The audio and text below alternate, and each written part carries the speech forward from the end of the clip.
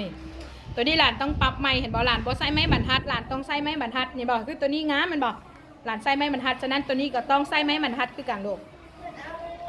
ย้ำเขียนเครื่องหมายแล้วก็ตัวเลขให้มันงามๆลูกบ่ให้มันเป็นเซลซ้ายเลี้ยวขวาบิดซ้ายบิดขวาค่ะนะงามหลายตัวหนังสือสะอาด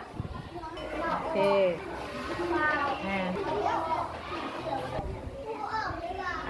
ในครูน้อยในน้ำหลานเมื่อกี้นี่ว่าแนวไหน1ตัวเลขตัว1ตากะโลยะวางตัวนี้บ่ให้ยะลูกบ่ยะให้ลูกเขียน54ใส่นี่เลยใส่นี่เลย